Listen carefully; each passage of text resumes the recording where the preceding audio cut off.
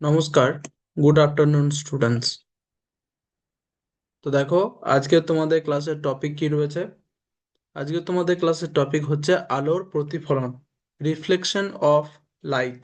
ঠিক আছে, এটা হচ্ছে তোমাদের আজকের ক্লাসের টপিক। তো এই ক্লাসের সম্পর্কে আজকে আমি তোমাদেরকে, বা এই টপিকের সম্পর্কে আজকে আমি তোমাদের যা যা জানা দরকার সেগুলো আমি তোমাদেরকে পড়াবো বা বোঝাবো। তো তাছাড়াও যদি আমি বলে রাখি, কোনো রকম কিছু যদি তোমাদের মনে প্রশ্ন আসে বা কোনো ডাউট থাকে, কোনো সমস্যা হয়, সেটা কিন্তু অবশ্যই তোমরা আমাকে জিজ্ঞাসা করবে। ঠিক আছে, যাতে আমি সেটা ক্লিয়ার করে দিতে পারি। তাহলে বুঝতে পারলে আজকে টপিক কি? আজকের টপিক হচ্ছে আলোর প্রতিফলন, রিফ্লেকশন অফ লাইট। এরপর আমরা কি করব? এরপর আমরা একটা উক্তি দেখে নেব। উক্তিটি কি রয়েছে? একটা শিক্ষামূলক উক্তি, যেটা প্রত্যেকদিন আমরা করি।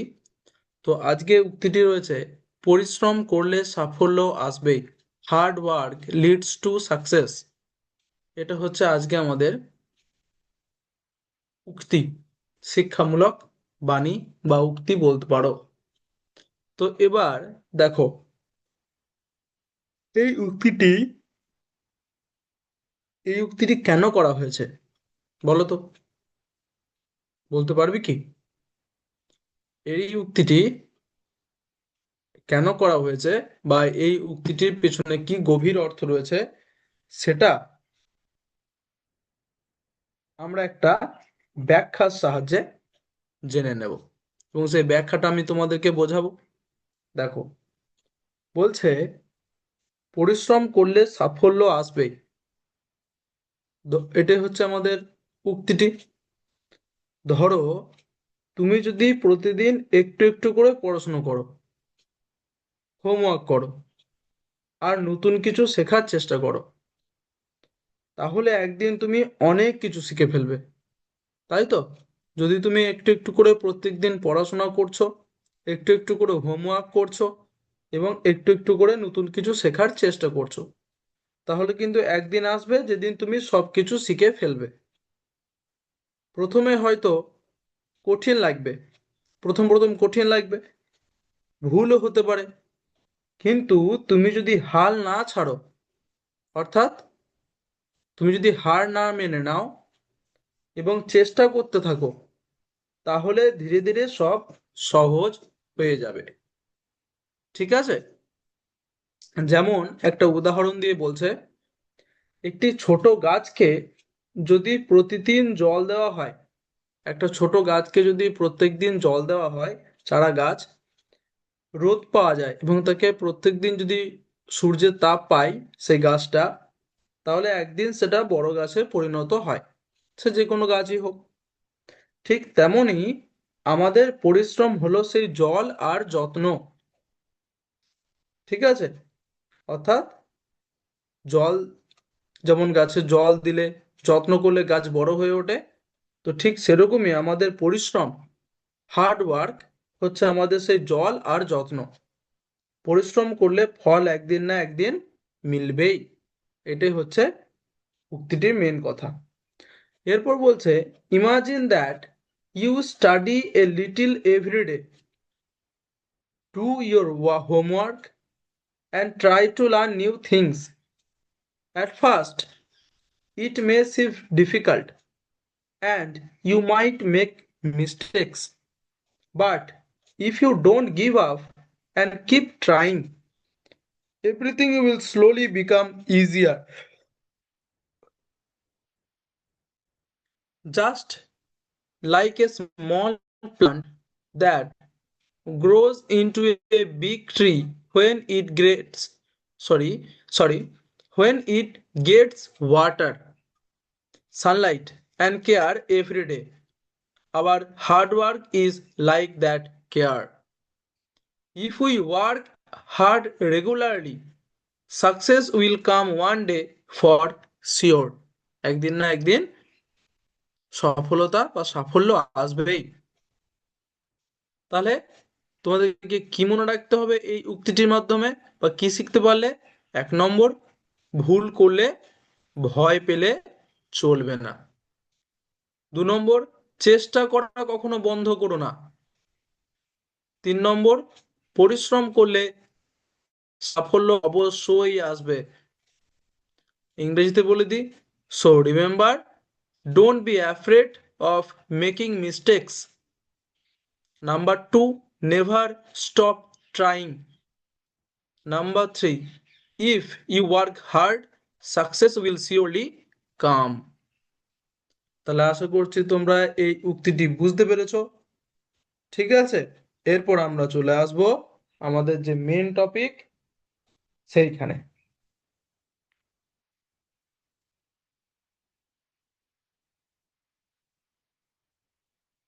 দেখো, চলে এসেছি আবার আলোর প্রতিফলন, রিফ্লেকশন অফ লাইটে। এটা ছিল তোমাদের আজকে ক্লাসের টপিক। এরপর আমরা আস্তে আস্তে এক একটা পেজ পাল্টাবো এবং দেখব কি রয়েছে। 2 নম্বর পেজে রয়েছে আলো কি। আলোর প্রতিফলন বা রিফ্লেকশন অফ লাইট জানতে গেলে প্রথমে জানতে হবে আলো কি। What is light? বলছে আলো এক ধরনের শক্তি। Light is a form of energy. এই লাইনটা শুধুমাত্র তোমাদেরকে মনে রাখতে হবে, যেখান থেকে কিন্তু আমি এমসিকিউ প্রশ্ন শেষে ধরতে পারি যে আলো কি, হোয়াট ইজ লাইট।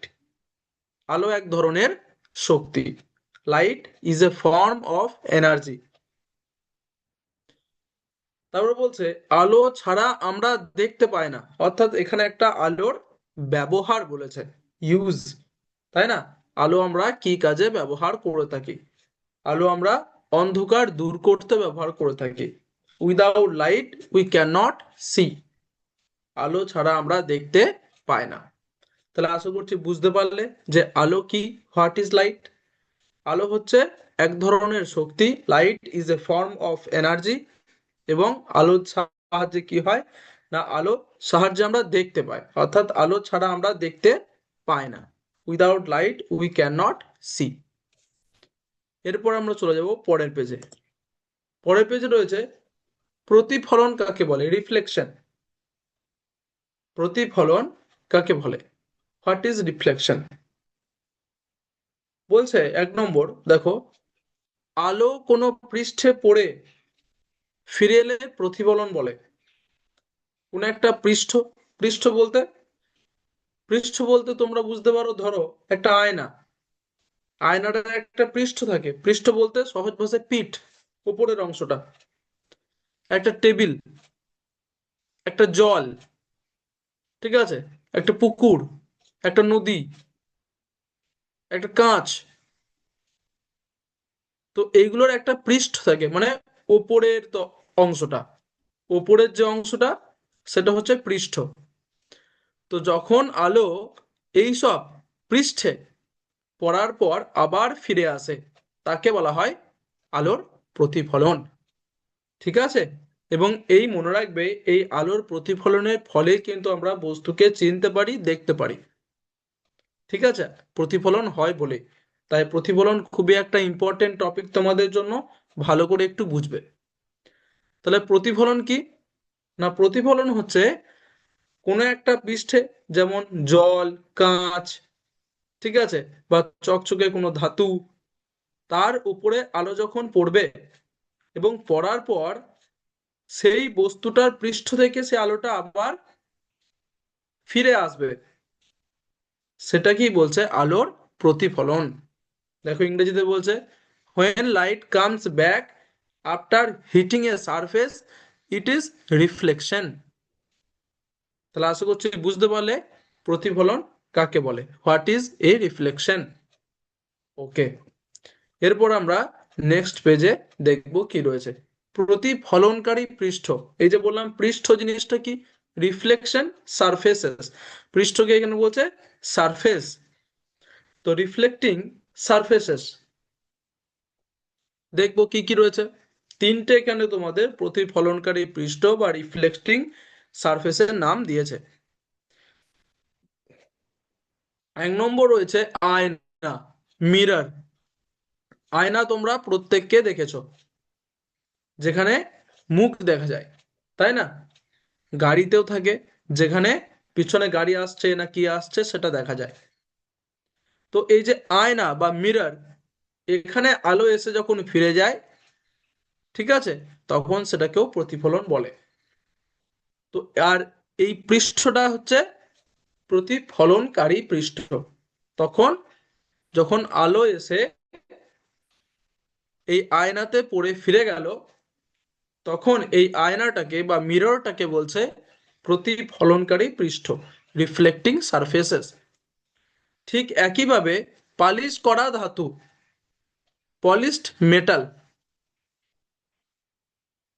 অর্থাৎ যে ধাতু চকচকে, যেসব ধাতু চকচকে, হিরে, তারপরে ধরো তোমাদের ঘরে আরো সহজ ভাষায় বলি, স্টেনলেস স্টিলের যেসব তোমাদের বাসনপত্রগুলো আছে খুবই চকচকে হয়, নতুন নতুন কিনলে তো মুখও দেখা যায়, তাই না? তো এই সব ক্ষেত্রেও কিন্তু আলোর প্রতিফলন ঘটে, আর এগুলোকে প্রতিফলনকারী পৃষ্ঠ বা রিফ্লেক্টিং সারফেসেস বলে। 3 নম্বর বলছে পরিষ্কার জল। নদীর জল সাধারণত পরিষ্কার হয়, ঠিক আছে? তো বা কোনো বালতিতে রাখা জল, খাবার জল, সেগুলো পরিষ্কার জল। এই পরিষ্কার জল বা ক্লিয়ার ওয়াটার, এটাও কিন্তু একটা প্রতিফলনকারী পৃষ্ঠ। তাহলে আশা করছি বুঝতে পারলে যে প্রতিফলনকারী পৃষ্ঠ কি কি রয়েছে। 1 নম্বর আয়না, মিরর। 2 নম্বর পালিশ করা ধাতু, পলিশড মেটাল। 3 নম্বর পরিষ্কার জল, ক্লিয়ার ওয়াটার। নেক্সট পেজে দেখবো আমরা রোশনির প্রকার, টাইপস অফ রেজ। অর্থাৎ এই প্রতিফলন করার ফলে, আলোর এই প্রতিফলন হবার ফলে 2 ধরনের রোশনি, বা যেটাকে আমরা বলতে পারি সহজ ভাষায় আলো, আমরা কিন্তু লক্ষ্য করতে পারি। 1 নম্বর হচ্ছে আপতিত রোশনি, ইনসিডেন্ট রে, মানে যে রশ্মিটা, যে রশ্মি,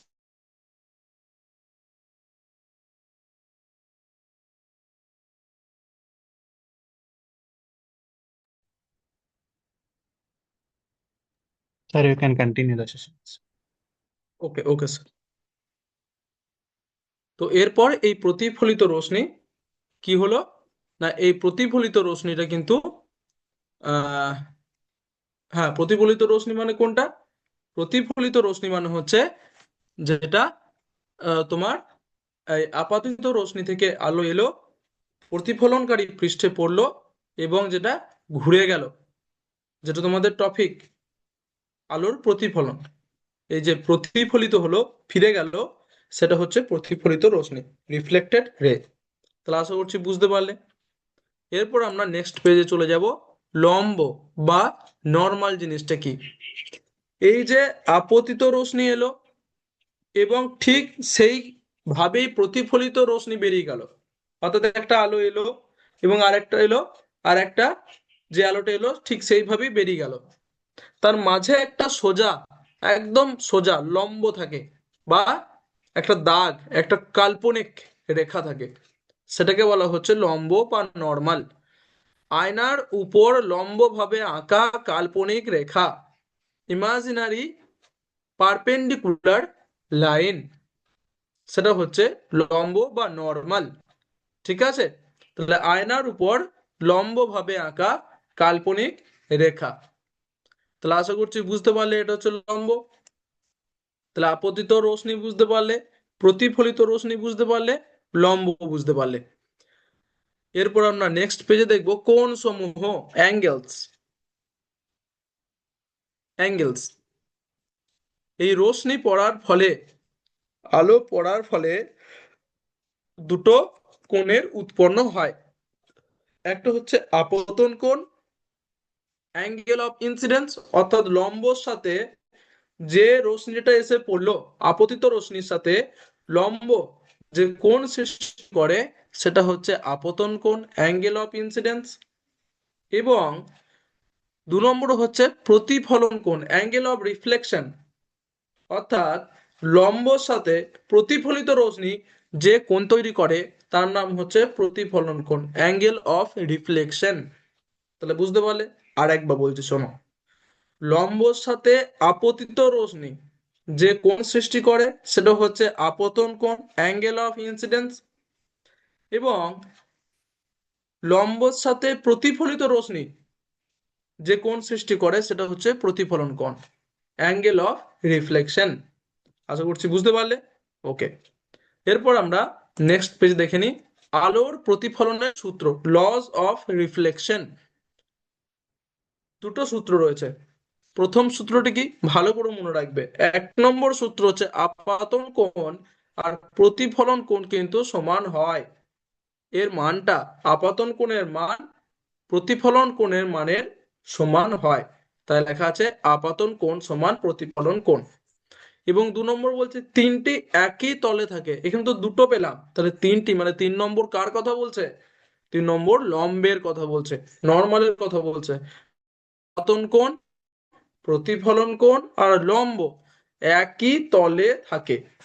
ঠিক আছে, তাহলে আলোর প্রতিফলনের সূত্র দুটো তোমরা জানতে পারলে। 1 নম্বর মানে প্রথম সূত্র হচ্ছে আপাতন কোণ সমান হচ্ছে প্রতিফলন কোণ, angle of incidence is equal is equal to angle of reflection. এবং তিনটি একই তলে থাকে, এই লম্ব, আপাতন কোণ, প্রতিফলন কোণ একই তলে কিন্তু থাকে। ঠিক আছে, ওকে।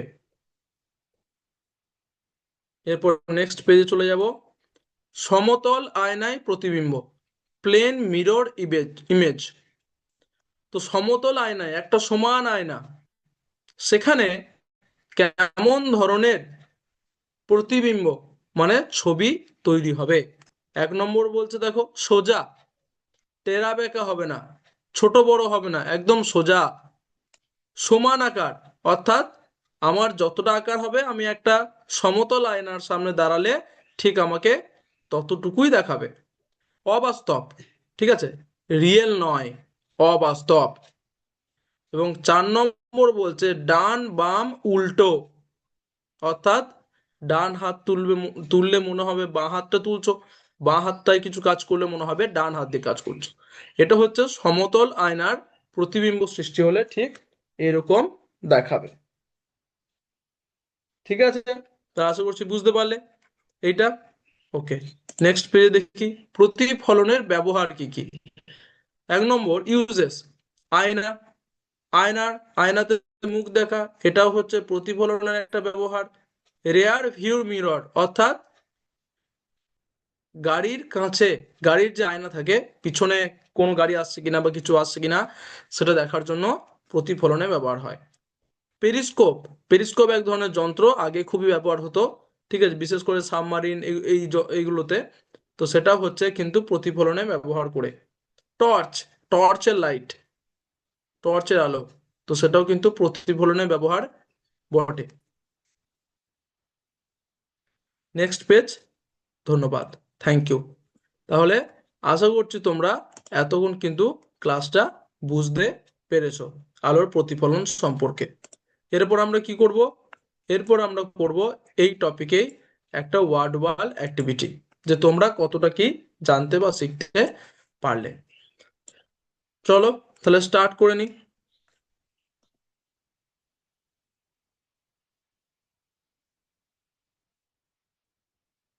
দেখো, তোমাদের জন্য 1 নম্বর প্রশ্ন রয়েছে, আলো কি? What is light? বলো তো, আলো কি? What is light? Option A, এক ধরনের বস্তু, a kind of object. Option B, এক ধরনের শক্তি, a form of energy. Option C, এক ধরনের gas, a type of gas. Option D, শব্দ তরঙ্গ, সাউন্ড ওয়েভ। বলো তো কোনটা হবে এর উত্তর?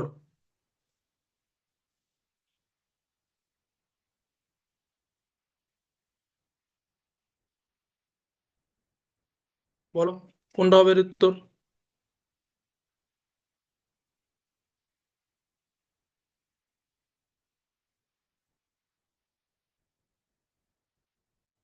এটার উত্তর হবে অপশন বি, এক ধরনের শক্তি, এ ফর্ম অফ এনার্জি। আলো এক ধরনের শক্তি। দেখি ঠিক হচ্ছে না ভুল? দেখো একদম ঠিক। নেক্সট প্রশ্ন তোমাদের জন্য রয়েছে, আলোর প্রতিফলন কাকে বলে? What is reflection of light? Option A, আলো শোষিত হওয়া, absorption of light. Option B, আলো বাঁক নেওয়া, bending of light. Option C, আলো পৃষ্ঠে পড়ে ফিরে আসা, light coming back after hitting a surface. Option D, আলো ভেঙে যাওয়া, ব্রেকিং অফ লাইট। বলো কোনটা হবে এর উত্তর?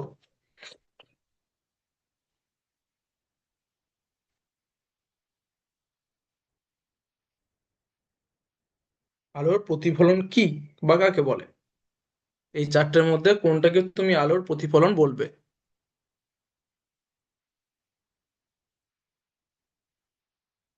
তো এটার উত্তর হচ্ছে অপশন সি, আলো পৃষ্ঠে পড়ে ফিরে আসা, light coming back after hitting a surface.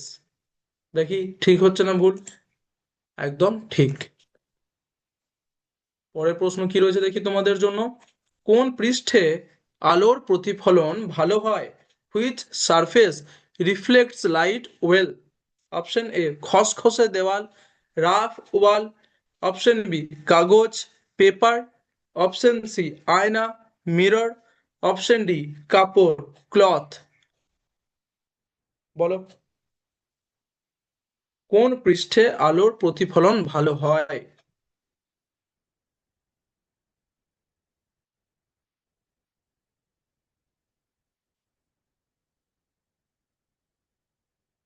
এটার উত্তর হবে অপশন সি, আয়না মিরর। তাই না? একদমই তাই, একদম ঠিক। নেক্সট প্রশ্ন তোমাদের জন্য কি রয়েছে দেখি, 4 নম্বর প্রশ্ন, আপতিত রশ্মি কাকে বলে? What is an incident ray? Option A, আয়না থেকে ফিরে আসা রশ্মি, ray coming back from mirror. Option B, আয়নার উপর পড়া রশ্মি, ray falling on the surface. Option C, লম্ব রেখা নর্মাল লাইন। অপশন ডি, আলো উৎস সোর্স অফ লাইট। এই চারটের মধ্যে কোনটা হচ্ছে আপতিত রশ্মি? বলতো।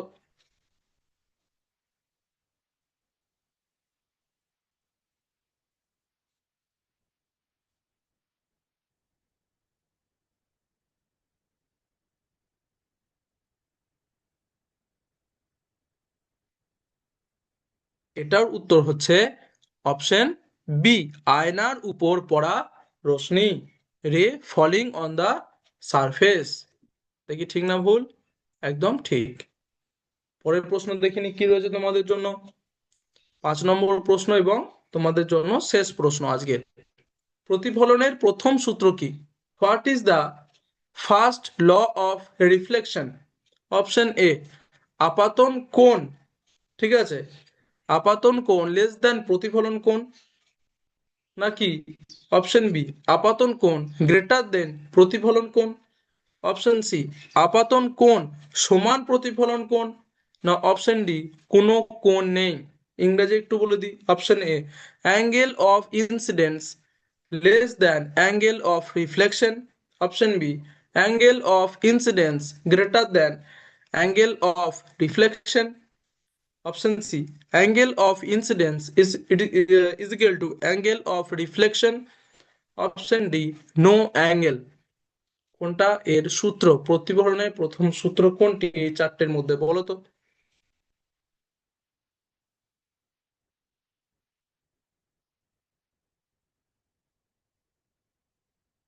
এটার উত্তর হচ্ছে অপশন সি, আপাতন কোণ সমান প্রতিফলন কোণ, angle of incidence is equal to angle of reflection.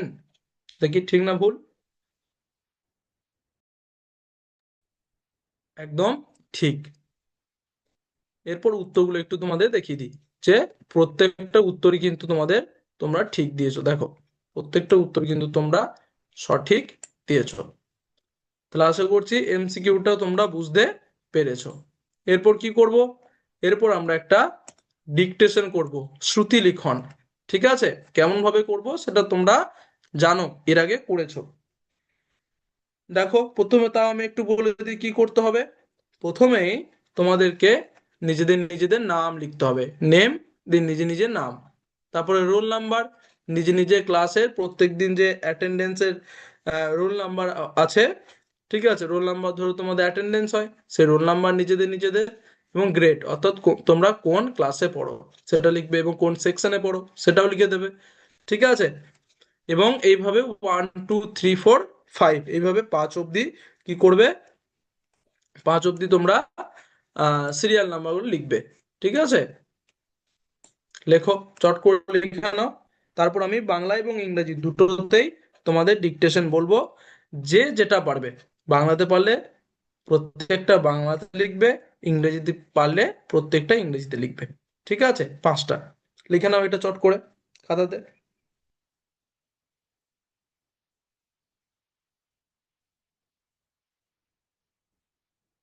ঠিক আছে, চলো তাহলে শুরু করি। 1 নম্বর, ইংরেজিতে রিফ্লেকশন, বাংলায় প্রতিফলন। ইংরেজিতে রিফ্লেকশন, বাংলায় প্রতিফলন। ইংরেজিতে রিফ্লেকশন, বাংলায় প্রতিফলন। আশা করছি 2 নম্বরটা হয়ে গেছে, সরি 1 নম্বরটা হয়ে গেছে। এরপর আমরা 2 নম্বরটা বলবো। ইংরেজিতে 2 নম্বরটা, ইংরেজিতে মিরর, বাংলায় আয়না। ইংরেজিতে মিরর, বাংলায় আয়না। ইংরেজিতে মিরর, বাংলায় আয়না। হয়ে গেছে আশা করছি। Very good. 3 নম্বর লেখো, ইংরেজিতে ইনসিডেন্ট, বাংলায় আপতিত। ইংরেজিতে ইনসিডেন্ট, বাংলায় আপতিত। ইংরেজিতে ইনসিডেন্ট, বাংলায় আপতিত। 3 নম্বরটা হয়ে গেছে। 4 নম্বর লেখো, ইংরেজিতে নর্মাল, বাংলায় লম্ব। ইংরেজিতে নর্মাল, বাংলায় লম্ব। ইংরেজিতে নর্মাল, বাংলায় লম্ব। 5 নম্বর লেখো, ইংরেজিতে ইমেজ, বাংলায় প্রতিবিম্ব। ইংরেজিতে ইমেজ, বাংলায় প্রতিবিম্ব। ইংরেজিতে ইমেজ, বাংলায় প্রতিবিম্ব। তাহলে আশা করছি এই 5টা ডিকটেশনই তোমরা লিখে ফেলেছো। এবার তোমাদের কি করতে হবে, তোমাদের টিচার্সদের বলতে হবে তোমাদের খাতাগুলোর ফটো তুলে আমাদের হোয়াটসঅ্যাপ গ্রুপে পাঠিয়ে দিতে, ঠিক আছে। তো আশা করছি তোমাদের ক্লাসটা ভালো লেগেছে, বুঝতে পেরেছো, ঠিক আছে। যদি কোনো রকম কিছু সমস্যা থাকে, কোনো প্রশ্ন থাকে, অবশ্যই জিজ্ঞাসা করবে। Thank you. জয় বিদ্যাশক্তি, জয় ভারত, জয় হিন্দ।